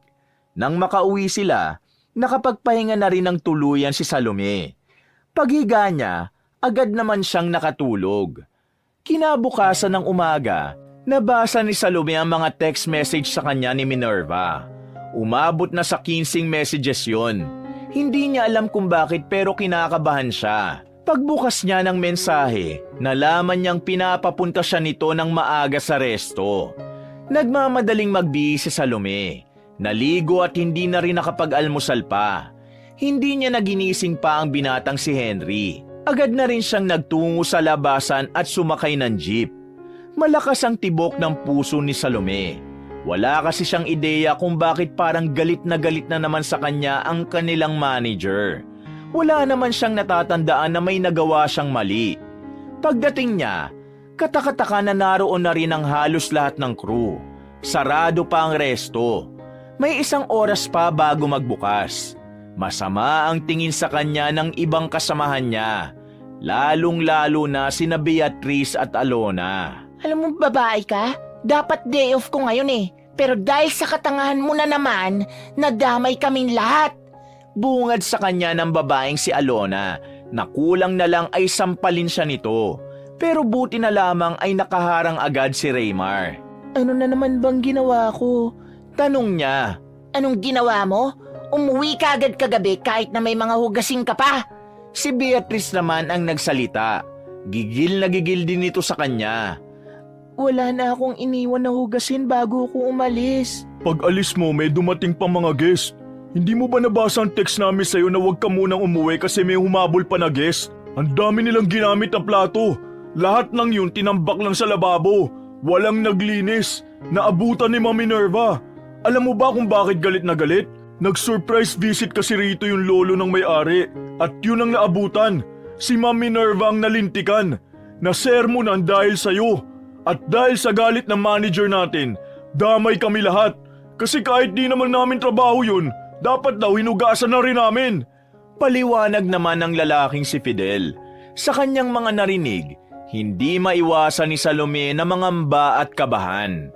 Natigil lang ang kanilang usapan nang lumabas na ng opisina ang kanilang manager na si Minerva. Agad na pinukulan nito ng tingin ang dalagang si Salome. Explain yourself now! Sabi ni Minerva sa boses na parang nagpipigil lang ng galit. Ma'am, hindi ko po talaga alam na may humabol pang guest kagabi. Umuwi na po kasi ako noon. Hindi na rin po ako nakapag-check ng cellphone dahil masama po ang pakiramdam ko. Sabi ni Salome, pero tila walang balak makinig sa kanya si Minerva. Nagtaas agad ng boses ang manager. Anong silbi ng cellphone mo kung hindi mo magagamit sa mga mahalagang mensahe? Alam mo bang dahil sa lintik na mga hugasin na yon ay napagalitan ako ng lolo ng may-ari ng restaurant na ito? Pasensya na po, ma'am. Pero tapos na rin naman po kasi ang duty ko kagabi. Kung sana mas maagang oras nagsabi po sa akin na mag-OT, hindi muna sana ako umuwi. Kahit na masama ang pakiramdam ko. Nangangatwirang ka pa talaga? Paanong magsasabi sa'yo ng mas maaga? Eh biglaan din namang dumating ang mga guest kagabi. Pahabol pa. Nag-iisip ka ba talaga? Dagdag pa ni Minerva. Mawalang galang na po, Ma'am Minerva. Pero hindi na po kasi dapat kayo tumanggap ng guest kapag tapos na po ang working hours ng mga employee. Hindi ko na po kasalanan yung nangyari. Kasalanan niyo na po yun. Huwag niyo na pong isisi sa amin ang ginawa niyong desisyon. Kung meron pong dapat sisihin dito, kayo po yun. Napaka-incompetent niyo pong manager. Wala po kayong pakialam sa mga issue na dapat binibigyan niyo ng solusyon. Gaya na lang ng pagnanakaw ni na Beatrice at Alona sa pera ni Kim. Kung hindi ko sila kinausap, hindi pa nila ibabalik. Sinumbong ko sa inyo na silang dalawang nagnakaw nun. Pero ang sabi nyo lang sa akin, hayaan ko na lang kasi lipas naman na. Doon palang pinatunayan nyo na sa akin na hindi kayo dapat maging manager. Sabi ni Salome. Alam niyang hindi yun tama. pero hindi na rin niya napigilan ang kanyang sarili. Samantala, parang uusok naman na ang ilong ng kanilang manager sa dami ng narinig nitong hindi nito nagustuhan. Ang kapal naman ng mukha mo magsalita sa akin ng ganyan. Kabago-bago mo palang akala mo na ang dami mo nang nalalaman. Sino ka ba sa tingin mo? Isa po akong employee rito na kailangang itrato ng tama ng mga kasama niya sa trabaho. At kayo po ang manager na dapat nagsasaayos sa mga nangyayaring gulo rito. Pero parang kayo pa po ang gumagawa ng gulo eh. Kayo pa po ang... Manahimik ka na! Nanginginig na sa galit ang manager. Hindi na nito napigilan ang sarili. Sinampal na nito ng malakas ang dalaga. Sa lakas ng pagkakasampal, nag-blackout ang paningin ni Salome at kalaunan ay nawala na rin siya ng malay. Nataranta ang lahat sa nangyari. Unang lumapit sa dalaga ay si Fidel. Si Raymar ay nakatingin lang at parang hindi alam ang gagawin. Salome! Naririnig mo ba ako? Salome! Makailang ulit pang inalog-alog ng binata si Salome para lang magising. Pero wala namang nangyari. Kaya naman hindi na sila nagsayang ng oras. Tumawag na sila ng ambulansya. Sa mga sandaling ito, tila napakulang sa kinatatayuan ng kanilang manager na si Minerva dahil nagulat din ito sa nangyari. Nang madala na si Salome sa ospital, agad din naman itong nasuri ng doktor. Ang sabi naman ito sa kanila, wala namang seryosong pinsala ang dalaga. Sadyang yun lang talaga ang naging reaksyon ng katawan ni Salome dahil sa lakas ng pagkakasampal.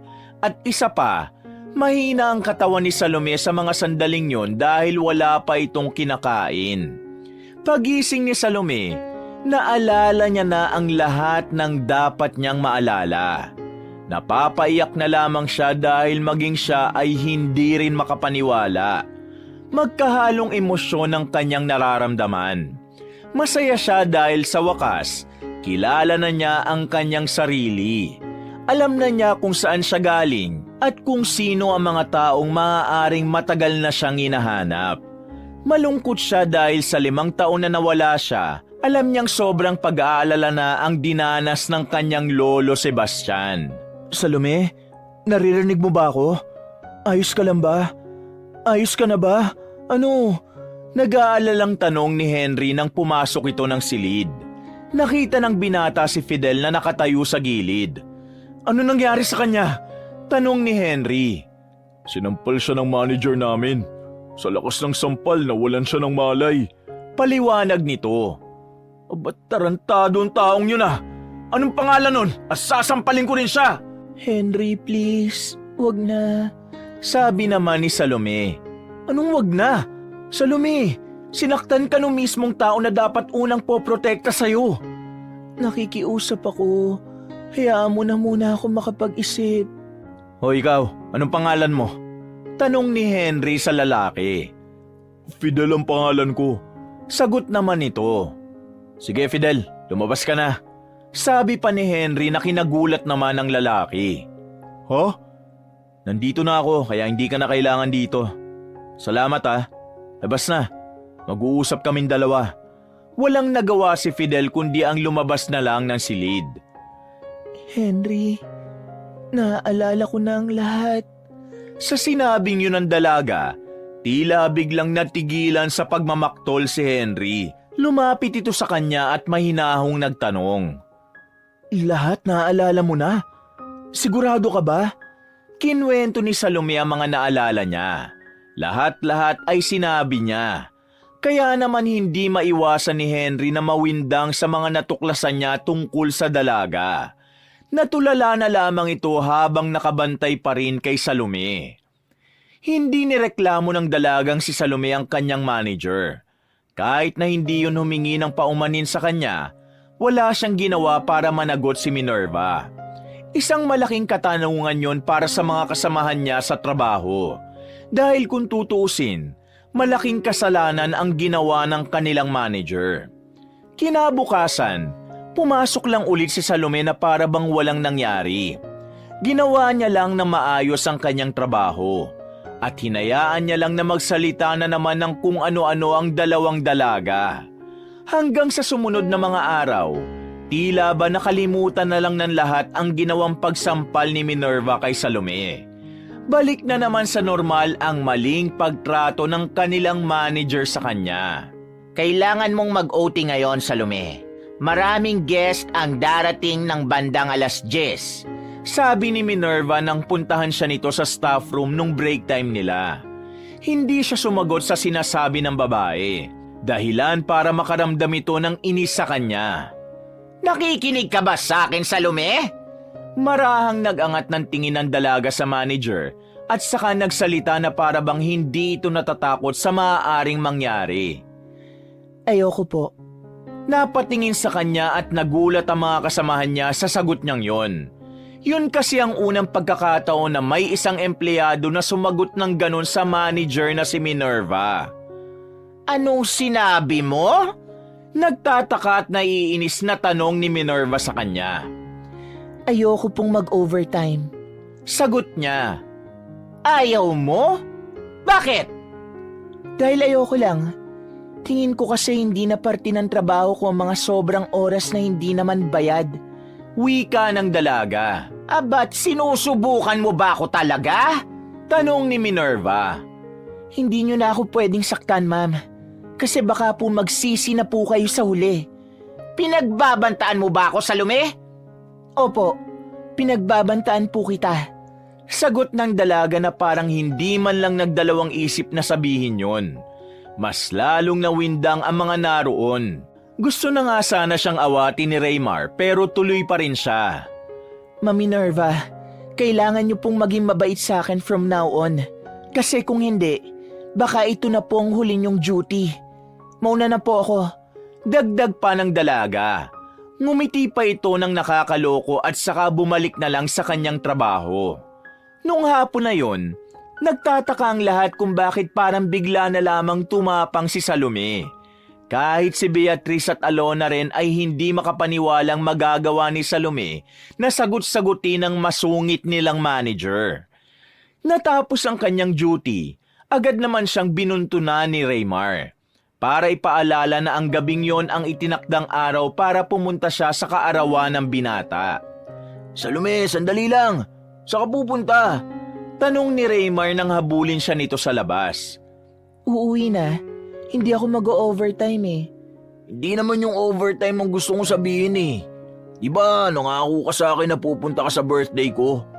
Ngayon na kasi yun eh. Sabi pa ng binata. Ngayon na pala yun. Hindi ko kasi namalayan ang araw. Tara, pumunta tayo sa inyo. Sabi naman ni Salome. Naninibago sa kanya si Raymar noong mga sandaling yon. Hindi ito sanay na parang may angas at may tapang na si Salome. Pero sa loob-loob ng binata, mas gusto niya mga ganong klase ng babae. Tara, sumama ka sa akin. May sasakyan ako. Sabi ng binata. May sasakyan ka? Nagtataka namang tanong ni Salome. Oo, hindi mo pala alam? Natatawa na lamang si Raymar sa mga sandaling yon. Sumunod na lang din si Salome sa binata. Sa mga sandaling yon ay wala naman siyang nararamdamang kakaiba para kay Raymar. Pero gusto niya lang talaga itong pagbigyan. Pagpasok nila sa loob ng sasakyan, hindi na muna ini-start ni Raymar ang makina. Tumingin muna ito sa kanya nang nakangiti. Bakit? Nagtatakang tanong ni Salome. Alam mo bang ito ang pinakamasayang birthday ko? Bakit naman, Raymar?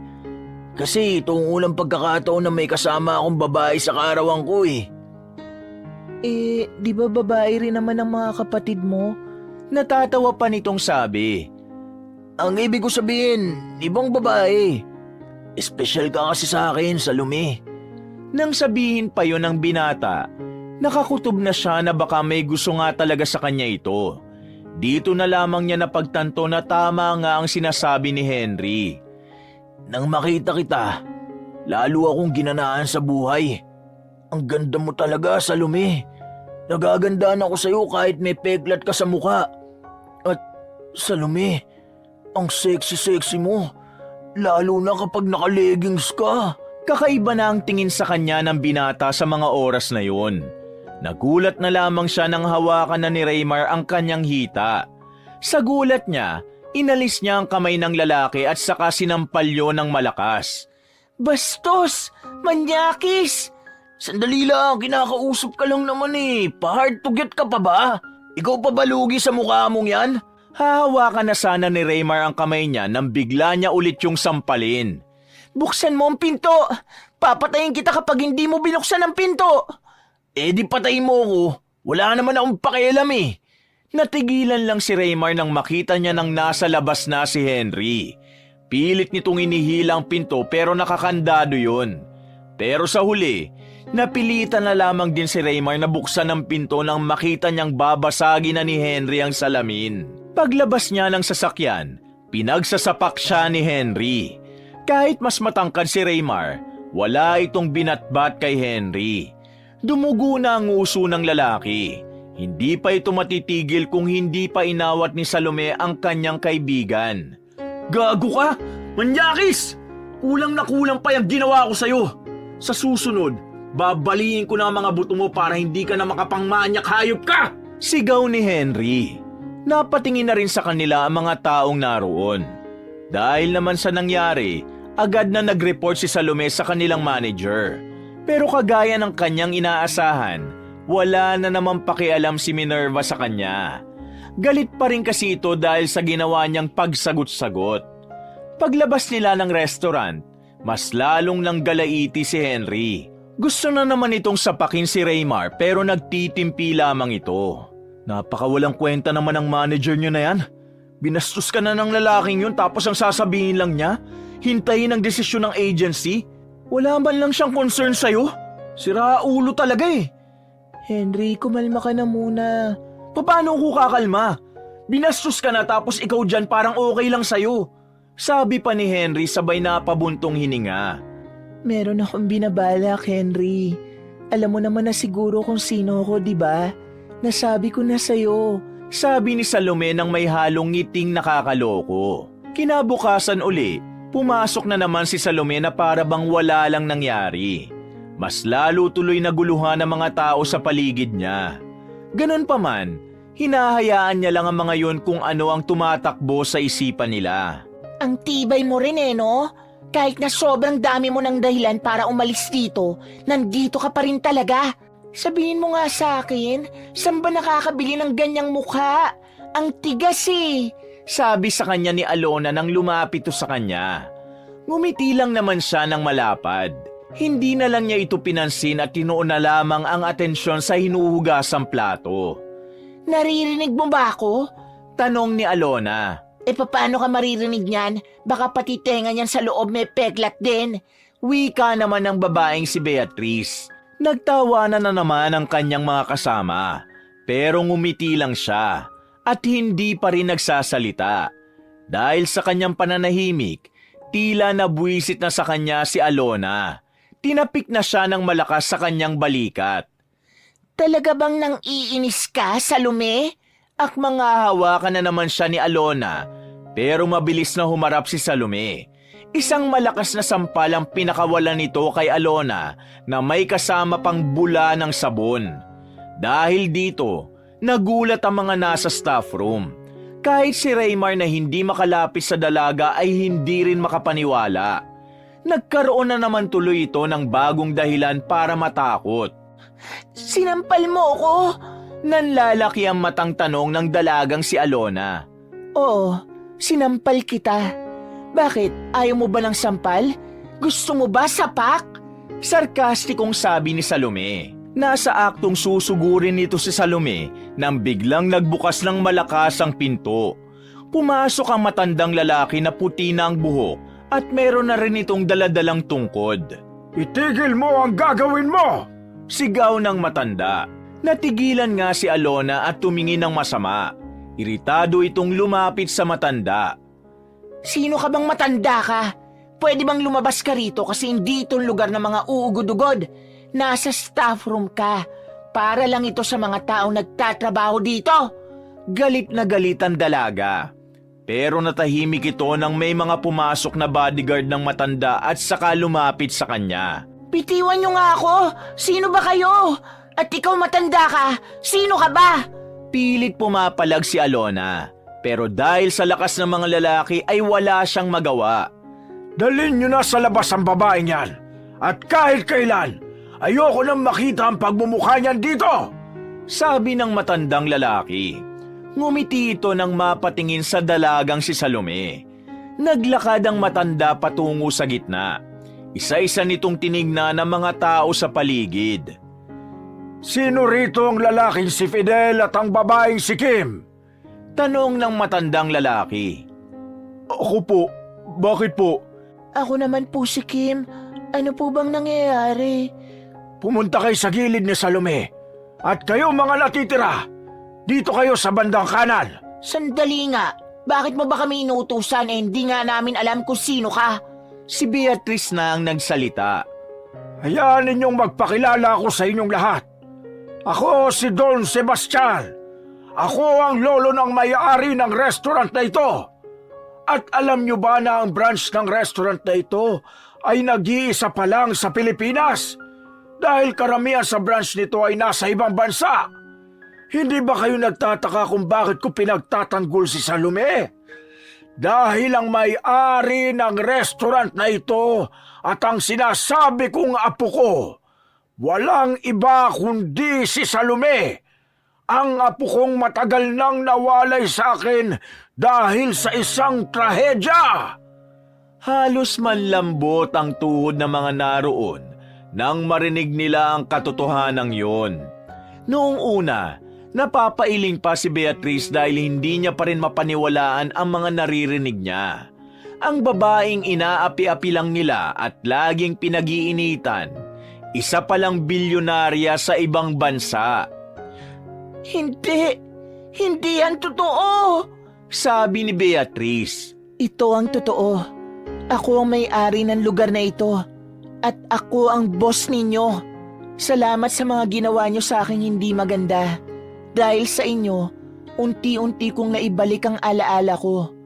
Dahil sa inyo, muli kong nalaman kung sino ba talaga ako. Ako si Salome Infantes, ang sikat na chef sa ibang bansa, 5 taon nang nakakalipas. Nawala ang alaala ko dahil sa isang masamang pangyayari. Pero nang magpunta ako rito, bumalik ang lahat sa akin. Paliwanag ni Salome. Kayong mga nandyan sa kabila, lahat kayo, ngayon din ay mawawalan na ng trabaho. Wala akong pakialam kung ano mangyari sa mga pamilya nyo. Kayong may kasalanan kung bakit sila magugutom. Inisa-isa nang ilabas ng mga bodyguard ang mga kasamahan ni Salome. Nakaladkad pa nga si Beatrice dahil sa pagpupumilit nitong makawala. Nang makalabas na ang mga yon, pinagtuunan naman ng pansin ni Don Sebastian ang kanyang apo. Nagyakap sila ng mahigpit. Salome, apo. Buong akala ko hindi na talaga kita makikita. Maraming salamat, Lolo. Kasi kahit na ganito na ang mukha ko, nakikilala mo pa rin ako. Sino ba naman ang makakalimot sa'yo? Kahit nakapikit ako, makikilala kita. Apo, patawarin mo ako kung nabigo akong hanapin ka sa mga nakalipas na taon. Lahat na ng makakaya ko ay ginawa ko na. Pinahanap kita sa maraming parte ng Amerika. Pero hindi ko inakalang dito ka lang pala napadpad sa sarili nating bansa. Sinubukan din naman kitang ipahanap dito pero wala talaga. Kaya patawad. Sabi ng matanda na bahagya na ring naiiyak. Wala kang kasalanan, Lo. Kaya hindi ka dapat nangihingi ng tawad. Masaya akong nalaman na sa kabila ng lahat, hinanap mo pa rin ako. Ang mahalaga na sa akin ngayon, nandito ka. Magkasama na po tayo ulit. Ngayong kasama mo na ako, Apo. Wala nang kahit sino ang makakaapi sa'yo. Tinataga ako sa bato. Magbabayad sila. Hello po. Medyo nawiwindang pa po kasi ako sa mga nangyayari. Pero bakit po kami nakabukod ni Fidel? Tanong ng babaeng si Kim. Dahil kayong dalawa lang ang sinabi ni Salome na kahit kailan hindi niyo siya hinamak. Sa halip, mas tinuon niyo ang atensyon niyo sa pagtatrabaho ng maayos. Kaya naman, maiiwan kayong dalawa rito. Ikaw, Kim, magiging manager ka. Ikaw naman, Fidel, kukunin kita at doon ka sa bagong branch magiging manager. Na background check ko na kayong dalawa, kaya alam kong masisipag kayo. Masayang wika ng matanda. Sandali, totoo po ba ito? Nagtatakang tanong ni Fidel.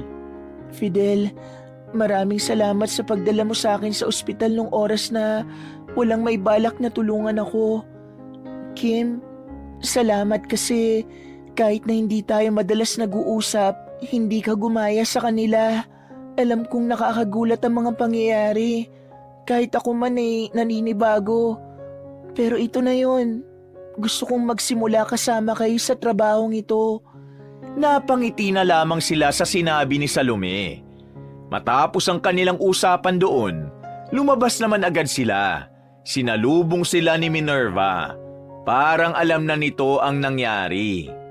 Don Sebastian, nakikiusap ako. Bigyan niyo pa ako ng isang pagkakataon. Papakita ko sa inyo na nagbago na talaga ako. Pakiusap, hindi na ako mananakit. Wala na akong... Manahimik ka! Matapos mo saktan ang nag-iisa kong apo, may lakas ka pa ng loob na humarap sa akin at magmakaawa. Walang kapatawaran ang ginawa mo kay Salome! Galit na wika ng matanda.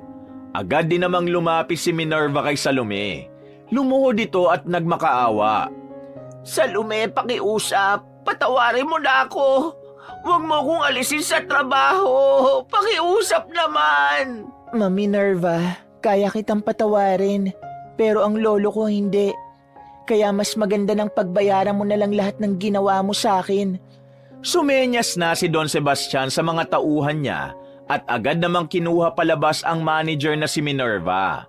Bumuntong hininga na lamang ang dalagang si Salome. Makalipas ang isang linggo, tuluyan na ngang napalitan ang mga bulok na employee sa restaurant ni Salome. Naisipan naman ni Don Sebastian na puntahan nila ang pamilyang umampon sa kanyang apo. Pagdating nila roon, kinagulat ni Aling Dina at ng dalawang kambal kung bakit ang daming lalaking bodyguard sa bakuran nila. Mama Dina, Ana, Grace, bungad ni Salome nang lumabas ito mula sa magarang sasakyan kasabay si Henry. Salome anak, teka, anong ibig sabihin nito?